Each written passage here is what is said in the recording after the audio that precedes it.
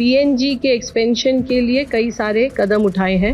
लगभग 95% refill booking online प्राप्त हो रही है और लगभग 85% डिलीवरी ऑथेंटिकेशन कोड के द्वारा दी जा रही है। जैसा कि आप जानते हैं कि क्रूड सप्लाईज अगले 60 दिन के लिए टाइड अप हैं। हमारी crude inventories are sufficient. Refineries maximum capacity पर ऑपरेट कर रही हैं। इस संबंध में मैं ये भी बताना चाहूँगी कि कुछ इस तरह की खबर सुनने को मिली कि सल्फर की सप्लाईज में कुछ इशू है। मैं ये बात क्लियर कर देना चाहती हूँ कि क्योंकि हमारी रिफाइनरीज मैक्सिमम कैपेसिटी पर ऑपरेट कर रही हैं, इसलिए सल्फर की कोई शॉर्टेज नहीं है। हमारे रिटेल आउटलेट्स नॉर्मल ऑपरेट कर रहे हैं। इंटरनेशनल वॉलेटिलिटी के बावजूद भी पंप के प्राइसेस में कोई इंक्रीज नहीं किया गया है।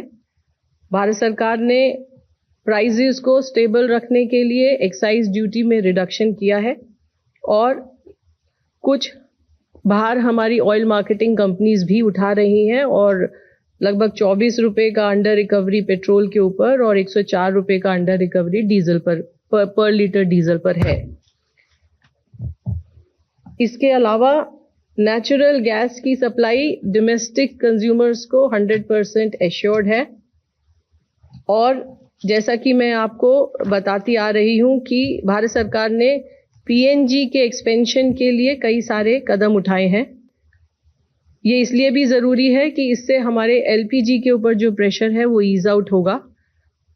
इसी क्रम में आपको मैं याद दिलाना चाहूँगी कि भारत सरकार ने एक ऑर्डर इशू किया था और जिसमें ये कहा था कि 10% एडिशनल कमर्शियल एलपीजी दी जाएगी अगर state government ease of doing business के द्वारा पीएनजी एक्सपेंशन को प्रमोट करेंगे। इस संबंध में मैं ये बताना चाहूँगी कि लगभग 8 स्टेट्स और 8 स्टेट्स को एडिशनल एलोकेशन दिया जा रहा है और 3 स्टेट से एप्लीकेशन आया है जो अंडर कंसीडरेशन है। पिछले एक माह में लगभग 3,33,000 पीएनजी कनेक्शंस दिए गए हैं, उनको गैस सप्लाई की गई है। इसके अलावा 2,90,000 नए कनेक्शन भी दिए गए हैं और 3,61,000 के आसपास न्यू रजिस्ट्रेशन भी प्राप्त हुए हैं।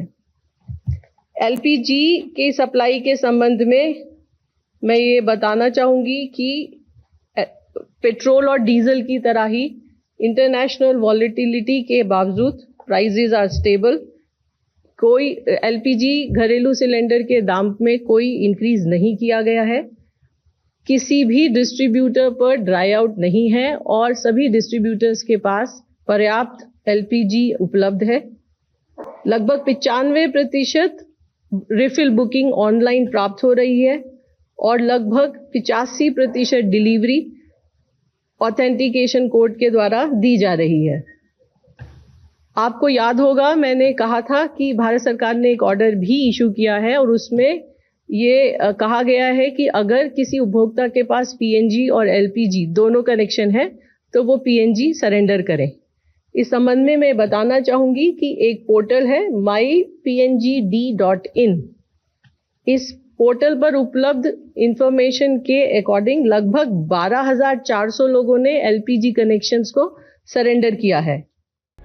प्रभातखबर.com, विश्वास वही, रफ्तार नहीं।